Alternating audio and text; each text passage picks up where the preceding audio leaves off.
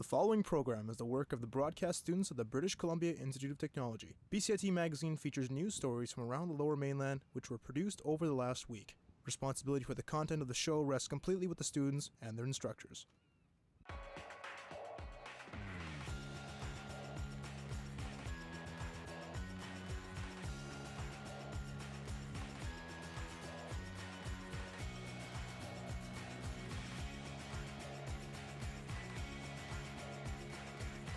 Today on BCIT Magazine, a damaged Skytrain causes chaos with commuters. Demolition means some Burnaby residents are facing eviction. And a Maple Ridge farm saves horses from landing on the meat truck.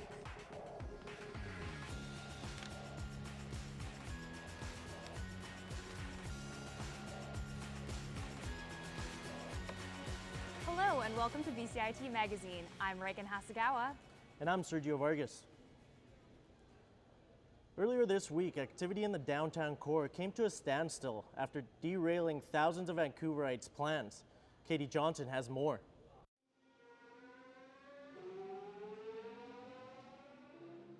The Skytrain's back up and running between Waterfront and Broadway stations. On Tuesday, both Expo and Millennium lines were closed for nearly 8 hours. The cause? A damaged train. Preliminary findings indicate that there was damage to what is called power collector equipment on a particular train. And when that damage occurred, it caused a power outage. TransLink used 31 buses to shuttle stranded passengers. However, it was still a waiting game. It was really annoying. I was told at 4 o'clock that it was down, so I was prepared at 6 when I got off of work. But it took me until 7:30 to get home.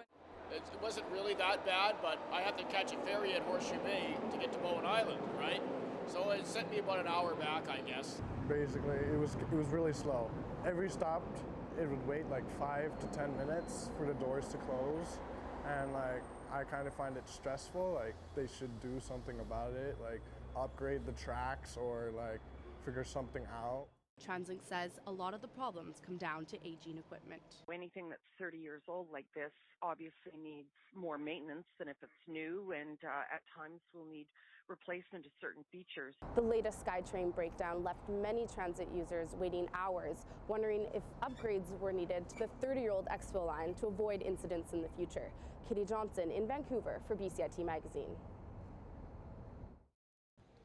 Our reporter Katie Johnson joins us now to give us the latest on this story. Now, Katie, do we know what caused the Skytrain to break down? Yeah, according to officials, the collector shoe made contact with a rail that was on the line. TransLink had been making upgrades to the Broadway S-curve, and they believe that the piece of rail just popped up onto the guideway. Richard Sykes, VP of Maintenance from the BCRTC, says that this was a 1 in a million chance that this happened. And have they said anything about why it took 8 hours to get the trains running again? Yeah, it took about 3 hours for them to even figure out what was wrong, and then another 5 to find the solution and then just lift up the train. The shoe weighed 25 kilos, so that required some time to fix it. Also, TransLink wanted to make sure that it was safely done so that no other issues occurred. Back to you guys. Thanks, Katie. Police were called to Burnaby City Hall this week after protesters disrupted a public hearing. Council passed an application to rezone and demolish some low-rise buildings. As my co-anchor Sergio Vargas reports, the affected families don't have many places to go now. Sherry Shen is a mother of 2. Her family scrapes by on 1 income. This summer, they received a letter from Westwood Ridge Development saying they need to vacate their apartment to make way for a new building. Sherry says it's not that easy to find another home. I'm not asking for a big house with garden, but I just ask for, a decent place to live, a 1-bedroom for a family of 4. And then now it's a practical difficulty for us to find a place. Something must get wrong, it's a social crisis. And Sherry's family isn't alone. At a public hearing on Tuesday, more than 20 people protested the planned rezoning and demolition of 4 buildings in the same Burnaby neighborhood. Last night, the council did also what we expected. They heard from some of the public. and then they passed the rezoning. And they passed it without a single question to anyone who will be affected by it. They passed it without a comment to each other or any questions to staff. So not a positive word was said about the rezoning application. We're doing everything possible, but I understand why people are upset. They see us as a part of the government, they see us as part of the solution, but really we are very limited in what we can directly do to alleviate the problem of affordability. But Sherry Shen doesn't buy that. To simply say, city council say we have no control, we have no power, we have no, nothing can do, but that's not true.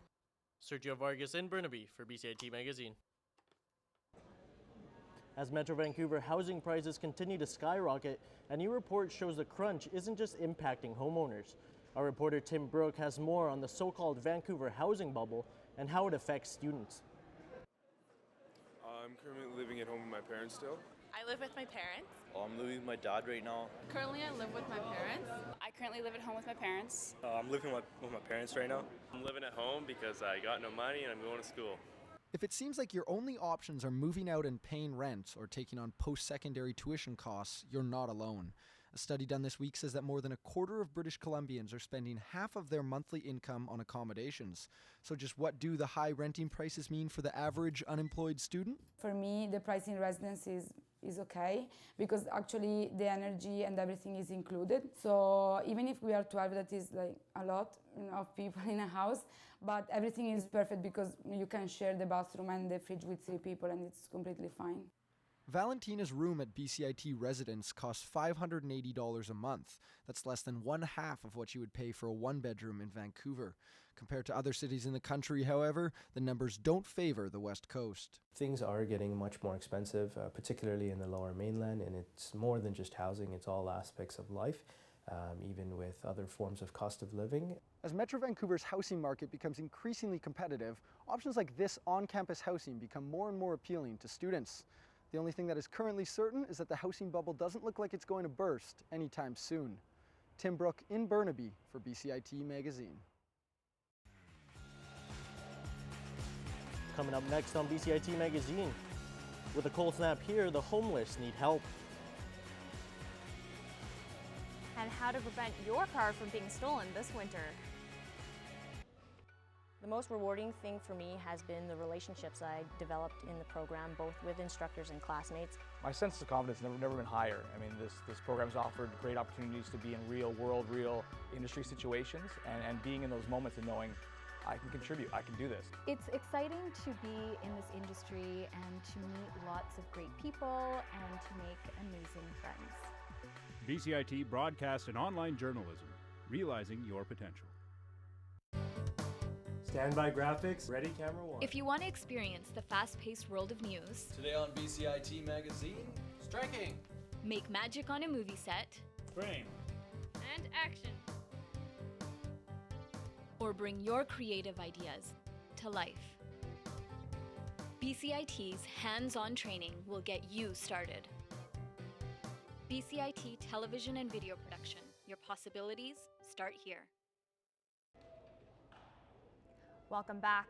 In 2011, almost 90,000 horses were slaughtered in Canada. 92% were perfectly healthy.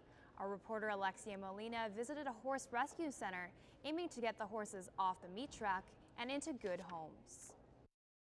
Harvey is a 19-year-old thoroughbred that's been living at this horse rescue for 2 months. But he didn't look this good when he first arrived. He was very thin. It's unfortunate.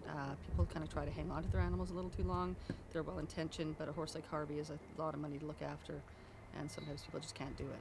Harvey is one of the success stories at Maple Ridge's J&M Acres. It's a rescue mission dedicated to keeping horses off the meat truck. And then, obviously you can't see ribs now, but still. McMillan started the stables in 1995 after she was at an auction. And at the end of the auction, there was a few horses left. Pretty abusive and awful man loaded them to a big trailer. When I asked where they were going, we found out it was the slaughterhouse, and like most people, we didn't even know that existed. So we did a little research, bought a horse or two, and 20 years later, we had almost 1,000 of them. But saving that many horses isn't always easy. We have never, ever said no to a horse because of space. We have definitely been squeezed, and we've been criticized for that, but I think that it's a little nicer to spend a little bit of time in a tight space than go to the slaughterhouse. Harvey's just one of 8 horses up for adoption. His day has finally come. I wanted to save a life.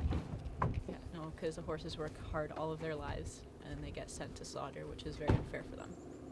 It disgusts me. Obviously, that girl seems fantastic. He's going to be really, really loved. And Harvey's second chance at life starts today. Alexi Molina in Maple Ridge for BCIT Magazine. This was one of the coldest weeks of the year, and thanks to the weather, the Union Gospel Mission is about to be swamped with people escaping the winter-like nights. Jacob Schmidt has more on this story.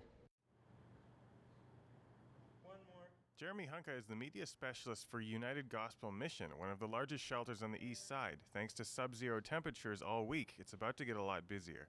The weather, the cold we have in Vancouver is a very wet, very damp cold that really gets into your bones. And it's very dangerous. It becomes almost impossible to stay warm and almost impossible to heal once you get sick. So we need jackets, we need scarves, toques, socks. We need these things to ensure that people are safe and their lives are not at risk. With the winter cold snap hitting this week, rooms like this one will soon be packed full of people, with overflow running into the drop-in rooms downstairs.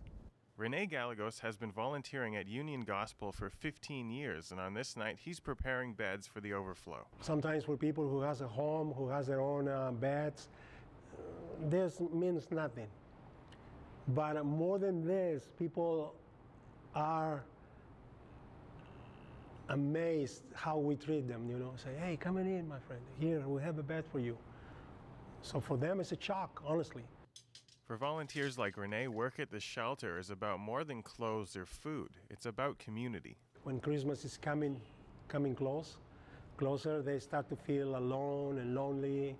And it's a good time for them to asking questions themselves, you know, why I'm here, why am I in the street, why I'm sleeping in the shelter, why I'm homeless.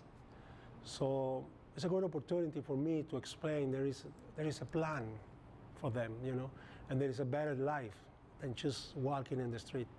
Union Gospel only houses some 70 people. The city estimates 530 homeless are without access to shelter on the downtown east side. Jacob Schmidt in Vancouver for BCIT Magazine. Joining us now is Bill Briscoe from Rain City Housing. He's here to speak about the challenges affecting the homeless in Vancouver, especially now with the cold snap we are having. Thanks for being here, Bill. Thanks for having me. So how is the cold weather we're having right now affecting the homeless? Well, it's getting colder and people need to come inside. So what happens each year is on top of the 1,200 units that are available in the Lower Mainland, there's extreme weather money that comes down the pipe. And so you saw at Union Gospel Mission, they provide more beds. So it's about 500 more in the Lower Mainland when that happens. And there's a third stream of funding that we've been involved in at Rain City Housing for the last 7 years. And so each winter for those 7 years, we provide 40 to 80 additional beds. And those places stay open once they're open for 5 months. So we're not sending people out into the cold in the morning. They can stay there 24 hours a day, as much as they need until they find housing. Interesting. So demand is very high right now. What is the shelter in need of? The shelter is always in need of warm clothing, scarves, toques, sweaters, shoes, particularly footwear and socks are really, really important. Are you concerned with the high demand about getting all of the supplies to last you through the winter? Yeah, we're in desperate need right now. We're reaching out on social media. We've got our donations person making that a priority and who she's contacting and what she's suggesting when she's talking to people on the phone. So it's a big, big need right now. And in regards to items that are being donated, do they have to be new? Can they be lightly used? No, lightly used is fine, but they really need to be durable enough to withstand the cold when folks are actually back outside. And you had mentioned a facility that's open 24/7 for December. Is that just December? So it is from December all the way to the end of April. Thank you so much for being with us. You're very welcome. The holiday season is a busy time for shoppers and retailers alike, but criminals are looking to cash in as well. Kurt Morgan tells us what you can do to protect yourself. That might still be on camera. Lucky for this would-be thief, this is just a demonstration. But thieves this Christmas are hoping the force is with them, just not the police force. The next month will be busy with shoppers all over the Lower Mainland and Fraser Valley. The thing you've got to be aware of is to protect yourself. The people are looking to get their own shopping done at your cost. Police have teamed up with one insurance company to curb auto theft. It's great for business for Canadian Direct Insurance because we don't want there to be any car crime. I mean, everyone has to have car insurance. It's mandatory, and that's for stuff that you can control. If we never paid another theft claim, break-in claim, I'd be very, very happy. The VPD have a few tips for safe parking this holiday season. They include bright lighting, clear signage, well-lit entrances and exits, and look for on-site security, as well as a Safer Parking Initiative logo. Already 65 lots are a part of the program throughout Vancouver, with 47 of them in the downtown core. All lots must be vetted by the VPD. We do a very thorough assessment. We look at the crime stats, and then we make a decision as to whether it's going to be safer and receive a safer parking award, or if it goes into a coaching phase. Follow these easy steps and you'll see less of this. Kerr Morgan in Vancouver for BCIT Magazine.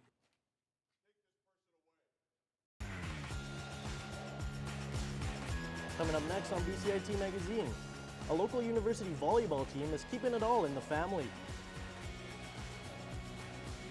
And a museum is attracting a younger crowd with a new contest. A defining moment for me was when I finished my first internship and got lots of really great feedback from industry professionals. I would have never imagined I'd be walking into the floors of TSN and thinking, I'm not a student anymore, I'm here to work. I will be starting a job with an investigative news program in Toronto, and I'm really excited to see that grow into what will become, hopefully, my dream job. BCIT Broadcast and Online Journalism, putting you to work.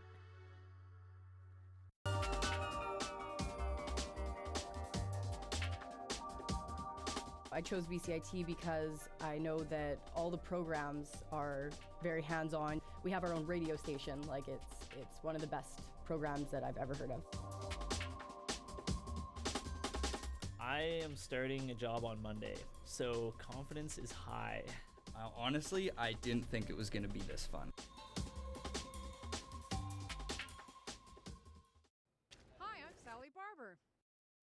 And I'm Shaquille Majuri with this week's really cold community calendar. Burnaby Village Museum is holding their annual Heritage Christmas. Thousands of lights will brighten your visit as you stroll through the streets, and special entertainment includes performances, local choirs, and music. Heritage Christmas is on now until January 1st. The 29th annual CBC Food Bank takes place on Friday, December 4th. Every year, the CBC invites the public to attend an open house at their broadcast center in downtown Vancouver. Visitors can view programs like the Early Edition and tour the facility. Donations will be accepted from 6 a.m. to 6 p.m. Why take your kids to see Santa Claus when you can take your pets? Santa Claus is coming to the Vancouver Animal Shelter on December 5th and 6th. They are accepting donations of money or pet-friendly products, and the event runs from 10 a.m. to 3 p.m. Tired of actors like Hugh Jackman, Christian Bale, or even Rob Schneider taking your spotlight? The Vancouver Fringe Festival draws names out of a hat to choose performers. The Fringe Lottery Party takes place on Wednesday, December 2nd at the Big Rock Urban Brewery. Everyone is invited to attend the free event, and all acts have a chance to be chosen. And the winner?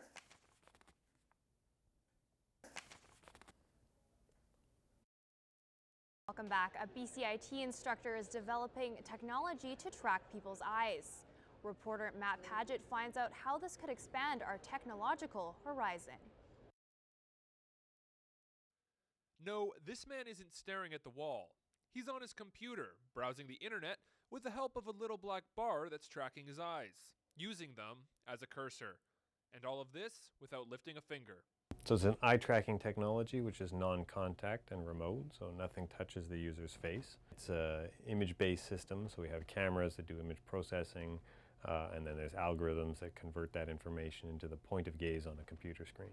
Hennessy started developing eye-tracking hardware with his company GazePoint a decade ago for use with games, surfing the web, and assisting those with disabilities. Range of applications. For people with mobility issues, it's particularly useful, especially with severe mobility issues. So people with ALS or even quadriplegia, things like that, where you have very limited hand mobility. But Hennessy says that his eye tracking technology shouldn't replace what able-bodied people already use. But it seems that the best use case is actually a third input. So you've got two hands, so you have two inputs, keyboard and mouse, and then you add the gaze as a third input. Maybe the eyes give context to what what the commands on the mouse are. So if you maybe look at a particular character, that tags it for a particular action that you then apply with your hand, or you point with your other hand. Hennessy's gaze point tech isn't perfect, but he assures us that he's going to continue development with his eyes on the prize. Matt Paget in Burnaby for BCIT Magazine. And now we are joined by Matt Paget to talk more about the eye-opening technology. Now, Matt, what is Hennessy focused on when helping the disabled? First tested his technology, it went well, but he said that he couldn't rely on such a small market. Now that he's established in the academia and usability sectors, he says now he can put a greater focus on helping those in need. Back to you. Thanks, Matt. Not every athlete gets to play on the same team as their brother or sister, but two Fraser Valley brothers are making the most out of their opportunity to play together on a highly successful volleyball squad. Kyle Balzer has more. It's a family affair for Tyler and Jordan Kozlowski as they lace up for the same team for the first time in their volleyball careers. The brothers both came from the same high school in Abbotsford, but because of their 4-year age gap, they were unable to play together. I kind of knew that it would happen. He was a successful volleyball player, and coming through the system of Fraser Valley and MEI, I had my suspicions that he would come, and once he signed, it was awesome. To be able to have 1 year with my younger brother is awesome. It's kind of like a surreal moment to have it actually arrive. Long build up, and then to have that moment, signing the paper, being in the office and getting the Spartan jacket and having my family there was really awesome, having Tyler there. And obviously my family's excited about it as well because now they can see two of us at one game. Tyler is in his 5th year with Trinity Western University. Jordan is a freshman and says the pressure of playing up to his brother's standards is high. He's been super successful. He's had a massive voice on this team, so just having that last name it kind of puts a little bit of pressure, but it's an honor too, right? It's being able to live up to his expectations and just follow in his footsteps. It's a really cool opportunity. Even the Spartans head coach says the Kozlowskis are valuable assets to his squad because of the family connection. It just so happens that they are brothers, so happens that it worked out for them to play on the same team, and I know that's really special for them. They're really great friends, and it's really cool to have that on our team, and we preach brotherhood, and we do have brothers right on this team. Tyler and Jordan see this next year as a big opportunity to develop a closer bond between each other while maintaining their ultimate goal. That is to lead the Spartans to their 4th national championship title in 10 years and their 1st since 2012. Kyle Balzer in Langley for BCIT Magazine. The annual BC Children's Hospital Festival of Trees celebration has begun. Donations from the event will help fund some important treatments. Reporter Connolly Mostard has the story.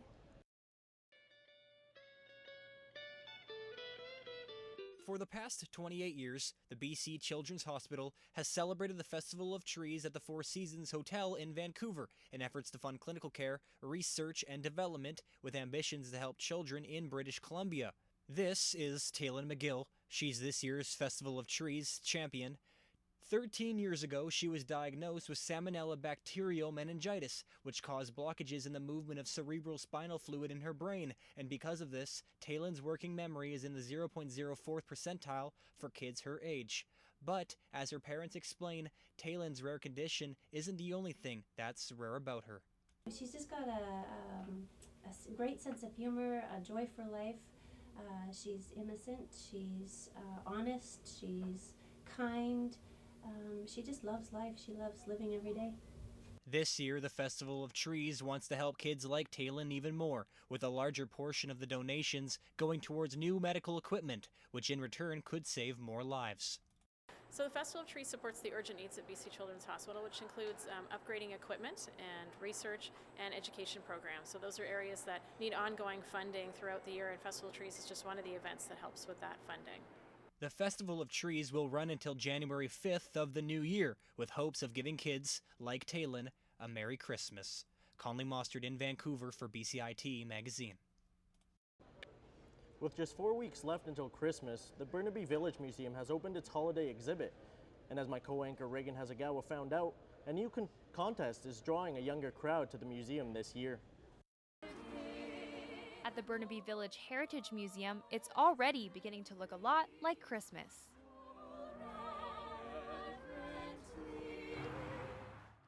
The 1920s heritage site was originally a popular destination for sentimental seniors and history enthusiasts. However, due to a new Christmas contest, a different crowd is coming. The 12 Days of Christmas scavenger hunt is back for another season, this year with trickier and more playful displays. It certainly is a draw. Last year we outdid ourselves, and everybody that came pretty much did the scavenger hunt. Absolutely wonderful rave reviews. So we've put a lot of effort and work into the scavenger hunt this year. It is something to come for and is something to come back for. In order to keep kids interested in the museum, the staff has made some changes. That looks a bit silly.